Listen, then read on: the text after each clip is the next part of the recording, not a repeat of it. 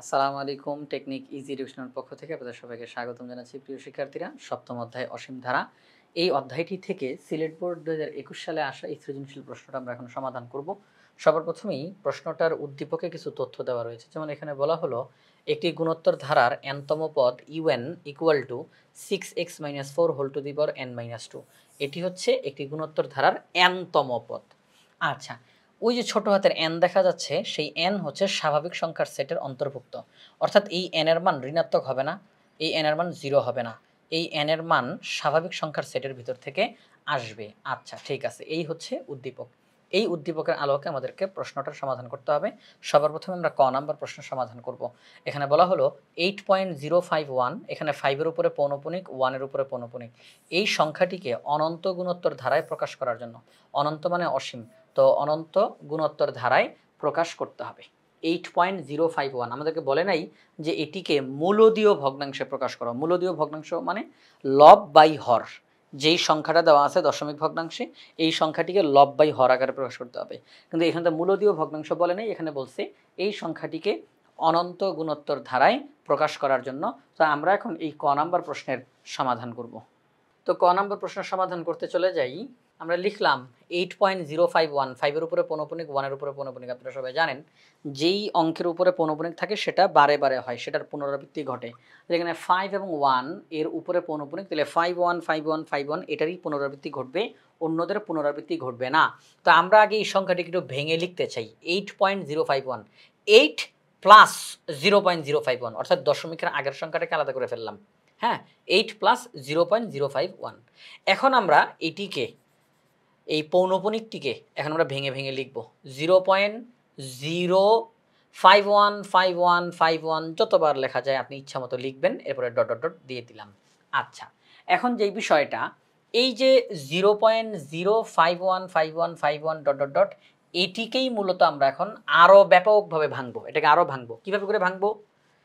প্রথমে একবার 5-1 পর্যন্ত আসব, এরপরে দ্বিতীয়বার 5-1 পর্যন্ত যাব, তৃতীয়বার 5-1 পর্যন্ত যাব, চতুর্থবার 5-1 পর্যন্ত যাব।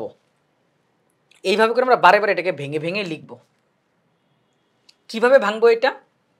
প্রথমবার এই যে 5-1 পর্যন্ত আসব, 0.051 আমরা লিখলাম। দ্বিতীয়বার আমরা এই 5-1 পর্যন্ত আসব, লিখব কিভাবে করে? আগেরবার যেহেতু একবার ভেঙে লেখা হয়েছে, সুতরাং দশমিকের পরে যেই কয়টা অঙ্ক আমরা লিখেছি ওই কয়টা শূন্য এখন আমরা দিব। দশমিকের পরে যেই কয়টা অঙ্ক অলরেডি আমরা লিখে ফেলছি, এখন আমরা দশমিকের পরে ওই কয়টা শূন্য দিব।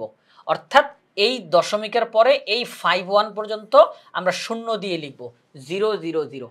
এবার নতুন করে এই 5-1টা আমরা লিখে দিলাম। এখন পরবর্তী 5-1-এর কাছে আমরা যাব। পরবর্তী 5-1, তাহলে এই 5-1-এর আগ পর্যন্ত যারা আছে তাদের সবাইকে 0 দিয়ে লিখব, 0.0000051। ঠিক এর পরের বার যদি আমরা আরও 5-1 লিখি, তাহলে আমরা কি করব? পরের বার যখন এই 5-1-এ আসবো, এখান থেকে আরম্ভ করে একদম এই পর্যন্ত সবাইকে 0 দিয়ে লিখব, 0.0000051। ঠিক আছে, এইভাবে করে আমরা ভেঙে ভেঙে লিখব। যখন এইভাবে করে লিখলাম, আপনার মনে প্রশ্ন আসতে পারে, স্যার কেন লিখতেছি এইভাবে করে? এইভাবে করে যখন লিখব তখন এটি একটি ধারাতে রূপান্তর হবে। এটা প্রথম পদ, দ্বিতীয় পদ, তৃতীয় পদ। প্রিয় শিক্ষার্থীরা, ফার্স্ট ব্র্যাকেটের ভিতরের এই অংশটুকু, ফার্স্ট ব্র্যাকেটের ভিতরের এই অংশটুকু একটি ধারায় রূপান্তরিত হয়ে গেছে।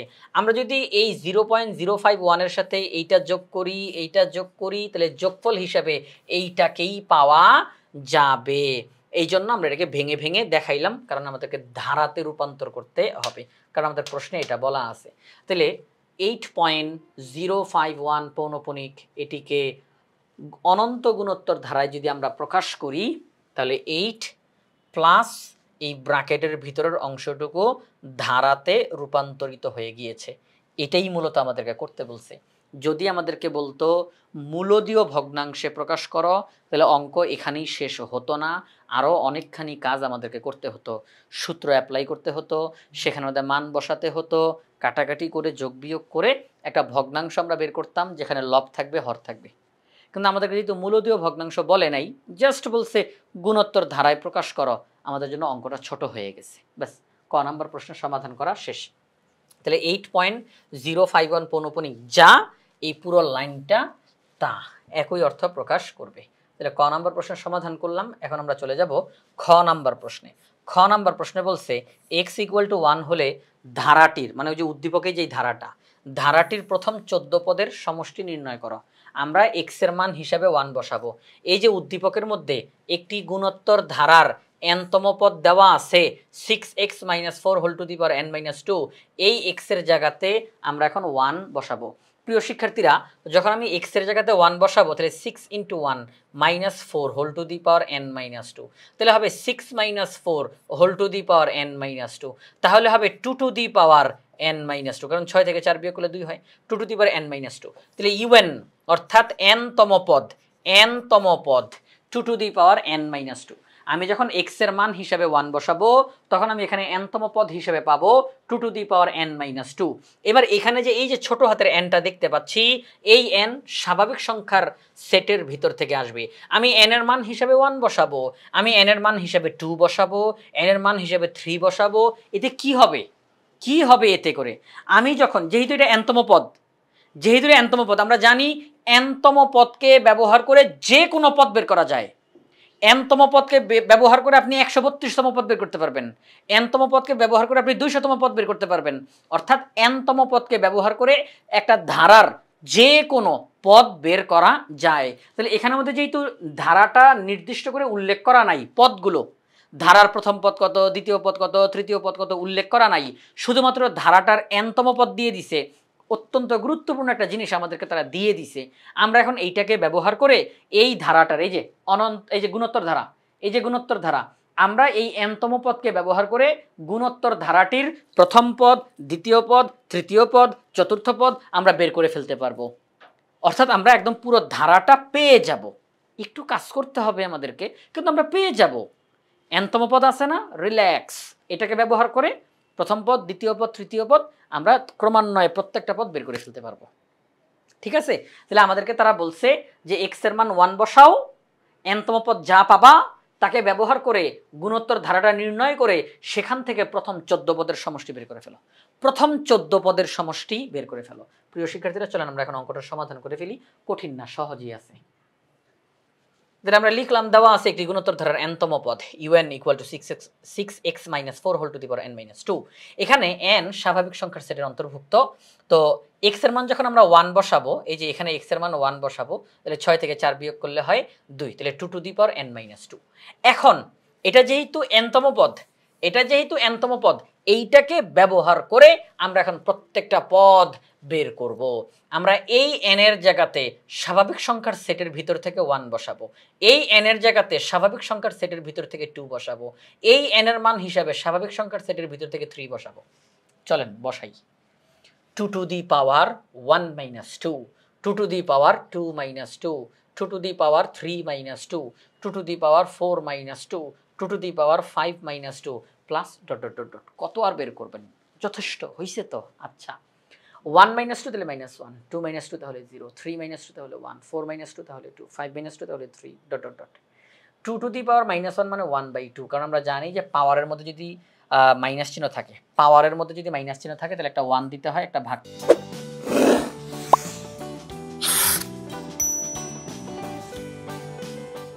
চিহ্ন দিতে হয়, মাইনাসটা বাদে বাকি অংশটা নিচে বসে।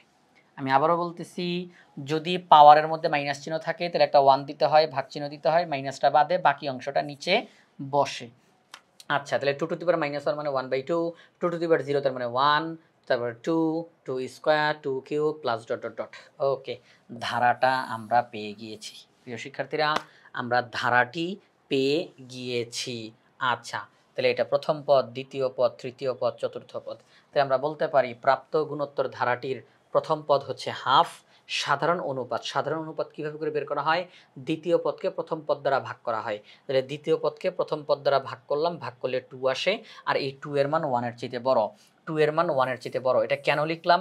কারণ r এর মান 1 এর চাইতে বড় নাকি 1 এর চাইতে ছোট, এটার উপরে নির্ভর করবে আমরা সূত্র কোনটা বসাবো। আর এর মানের উপরে নির্ভর করবে আমি সূত্র কোনটা বসাবো। আর এর মান যদি 1 এর চাইতে ছোট হয় তাহলে একরকম সূত্র, আর এর মান যদি 1 এর চাইতে বড় হয় তাহলে আরেক রকমের সূত্র। তাহলে এখানে আমরা দেখতেছি আর এর মান বের হয়েছে 2, এই জন্য আমরা পাশে চিহ্ন দিয়ে দেখাই দিলাম 2 তো 1 এর চাইতে বেশি, সুতরাং আর এর কোন সূত্রটা বসবে? যখন আর এর মান 1 এর চাইতে বড় হয় তখন সূত্র a into r to the power n minus 1 divided by r minus 1। যখন আর এর মান 1 এর চাইতে বড় তখন সূত্র এটা সমষ্টির সূত্র a into r to the power n minus 1 divided by r minus 1। তাহলে আমাদেরকে বলা হয়েছে গুণোত্তর ধারাটির 14টি পদের সমষ্টি বের করার জন্য, গুণোত্তর ধারাটির 14টি পদের সমষ্টি বের করার জন্য প্রিয় শিক্ষার্থীরা। তাহলে 14টি পদ, তাহলে ওই n এর জায়গাতে আমরা 14 বসাবো, n এর জায়গাতে আমরা 14 বসাবো, 14টি পদ। তাহলে আমরা এখানে লিখবো s14 মানে 14টি পদের সমষ্টি।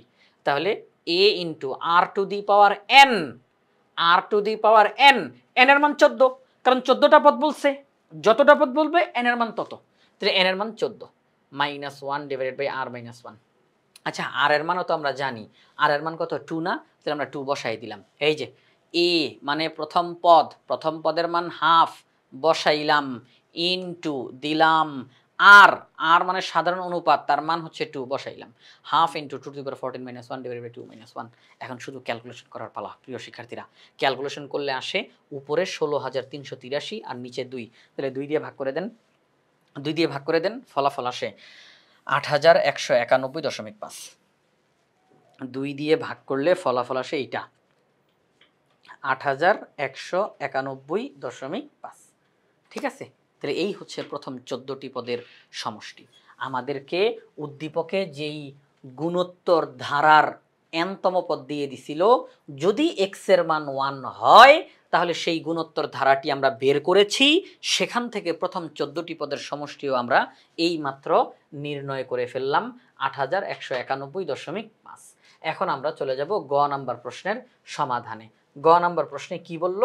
গ নাম্বার প্রশ্নে বলছে x এর উপর কি শর্ত আরোপ করলে ধারাটির অসীমতক সমষ্টি থাকবে এবং সেই সমষ্টি নির্ণয় করো।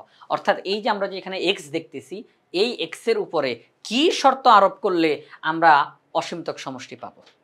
ওই x এর উপর কি শর্ত আরোপ করলে আমরা অসীমতক সমষ্টি পাবো এবং সেই সমষ্টি নির্ণয় করে আমাদেরকে দেখানোর জন্য বলতেছে।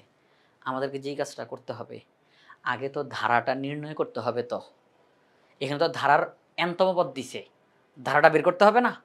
আবার কিন্তু কেউ খ নাম্বারের ধারাটা লিখে দিয়েন না, খ নাম্বারে ওইটা আলাদা অঙ্ক, সেখানে বলা ছিল x এর মান 1, আমরা এখন x এর মান 1 বসাইছি, ওই হিসাবে আমরা ধারা নির্ণয় করছি। গ নাম্বারে কি x এর মান দিয়ে দিছে?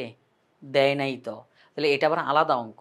উদ্দীপকের ওই n-তম পদকে ব্যবহার করে আমরা প্রথম পদ বের করব, দ্বিতীয় পদ বের করব, তৃতীয় পদ বের করব, একটা অনন্ত গুণোত্তর ধারা আসবে, সেখান থেকে প্রথম পদ সাধারণ অনুপাত বের করে অসীমতক সমষ্টি বের করার যে শর্ত, সেই শর্ত মানে কিনা সেটা দেখব, বিভিন্ন কাজ আমরা করব। চলেন অঙ্কটার সমাধান করে ফেলি। আমরা এখানে আমাদের লিখলাম, আমাদের উদ্দীপকের মধ্যে যেই n-তম পদ দেওয়া ছিল সেখানে n স্বাভাবিক সংখ্যার অন্তর্ভুক্ত বলা ছিল, সেখানে n স্বাভাবিক সংখ্যার সেটের অন্তর্ভুক্ত এই কথাটা বলা ছিল। এই যে এখানে বলা ছিল যে n হচ্ছে স্বাভাবিক সংখ্যার সেটের অন্তর্ভুক্ত, তো ওই হিসাবে আমরা n এর মান 1 নিলাম। এবার n-তম পদে বসাইলাম, এই যে n-তম পদ, হ্যাঁ ইউ n ছিল না, ইউ n, তো n এর মান 1, তো 1 1 ক্যালকুলেশন করে এটা আসে। এবার আমরা কি করতে পারি, মাইনাসের কারণে একটা 1 দিলাম, ভাগ চিহ্ন দিলাম, বাকি অংশটা পুরাটা নিচে বসে পড়লো। এবার n এর মান 2, তাহলে এখানে হবে 2, তাহলে হবে 0, পুরাটার উপরে 0 তার মানে 1। এবার n এর মান 3, তাহলে 3, তাহলে ক্যালকুলেশন এটা, এরপরেরটা এটা। ওকে, আশা করি আর বোঝাতে হবে না। আমরা প্রথম পদ পেলাম, দ্বিতীয় পদ পেলাম, এই যে এটা প্রথম পদ, তারপর এটা দ্বিতীয় পদ, তৃতীয় পদ, চতুর্থ পদ। এই পদগুলোকে যোগ আকারে লিখব, এই পদগুলোকে যোগ আকারে লিখব, প্রথম পদ যোগ দ্বিতীয় পদ যোগ তৃতীয় পদ, এইভাবে করে লিখলাম, প্লাস ডট ডট ডট। ওই ডট ডট ডট দেওয়ার কারণে আমরা এটা বলতে পারবো অনন্ত ধারা। তাহলে এটা হচ্ছে অনন্ত গুণোত্তর ধারা। এটার প্রথম পদ 1/6x - 4 সাধারণ অনুপাত, দ্বিতীয় পদকে ভাগ করতে হবে প্রথম পদ দ্বারা, তাহলে দ্বিতীয় পদকে ভাগ করলাম প্রথম পদ দ্বারা, রেজাল্ট 6x - 4। তাহলে গুণোত্তর ধারাটার প্রথম পদ, গুণোত্তর ধারাটার সাধারণ অনুপাত আমরা পেয়ে গেলাম। এখন অসীমতক সমষ্টি যদি থাকতে হয় প্রিয় শিক্ষার্থীরা, একটা শর্ত আছে, আর মডুলাস লেস দেন 1 হতে হয়। গুণোত্তর ধারার অসীমতক সমষ্টি যদি থাকতে হয় তাহলে আর মডুলাস লেস দেন 1 হতে হয়। তাহলে আর এর জায়গাতে আর এর মানটা বসাই দিই 6x - 4, এটাকে মডুলাসের মধ্যে বসাই দিই। তাহলে অবশ্যই 6x - 4 modulus less than 1, 6x - 4 modulus less than 1 হতে হবে। এখন আমরা যদি এই মডুলাস চিহ্নকে উঠাই দিতে চাই, মডুলাস চিহ্নকে যদি উঠাই দিতে চাই তখন পুরাটা একবারে কিভাবে করে লিখবো? -1 এর চাইতে বড় এবং +1 এর চাইতে ছোট। 6x - 4, যেহেতু এখানে x হচ্ছে চলক, তাহলে 6x - 4 এটার মান -1 এর চাইতে বড় হইতে হবে, +1 এর চাইতে ছোট হইতে হবে। তাহলে এখানে আমাদের দুইটা শর্ত পাওয়া যাচ্ছে, -1 এর চাইতে বড় হইতে হবে, +1 এর চাইতে ছোট হইতে হবে। আমি এখন দুইবারে অঙ্কটা করব। চলো আমি এখন অঙ্কটা আপনাদেরকে করে দেখাই। প্রিয় শিক্ষার্থীরা, এই যে আমরা এখানে লিখলাম এটা, হ্যাঁ, এই যে এখানে লিখলাম যে আর মডুলাস লেস দেন 1, আর এর জায়গায় মানটা বসাইলাম, তাহলে -1 এর চাইতে বড়, +1 এর চাইতে ছোট। তাহলে আমরা বলতে পারি 6x - 4 লেস দেন 1। আমরা লিখলাম এটা 6x - 4 লেস দেন 1। x কে একা বানাইতে হবে, কারণ আমরা x এর মান বের করতে চাই। প্রশ্নে বলছে x এর উপর কি শর্ত আরোপ করলে। এই যে বলছে x এর উপর কি শর্ত আরোপ করলে, এটার মানে হচ্ছে x এর মান কতর চাইতে বড় হইতে হবে, x এর মান কতর চাইতে ছোট হইতে হবে, এই শর্তটা দাও, সীমানাটা দাও যে x এর মান এতর চাইতে ছোট হইতে হবে, x এর মান এতর চাইতে বড় হইতে হবে, সেই সীমানাটা দেওয়ার জন্য বলতেছে, শর্তটা দেওয়ার জন্য বলতেছে। তাহলে আমরা x কে একা বানানোর চেষ্টা করব। -4 কে বাদ দেওয়ার জন্য +4 উভয় সাইডে করলাম, তাহলে 6x < 5। এবার উভয় পক্ষকে 6 দিয়ে ভাগ করলাম, তাহলে x < 5/6। আমরা পেলাম যে আমরা যেই ধারাটা পেয়েছি সেই ধারার যদি অসীমতক সমষ্টি পেতে হয় তাহলে x এর মান 5/6 এর চাইতে ছোট হইতে হবে। x এর মান 5/6 এর চাইতে ছোট হইতে হবে। আচ্ছা, আরেকটা না শর্ত ছিল 6x - 4 এর মান -1 এর চাইতে বড় হইতে হবে। আমরা লিখলাম 6x - 4 এর মান -1 এর চাইতে বড়। এটাকে আমরা একটু সুন্দর করে লিখে দিলাম 6x - 4 গ্রেটার দেন -1।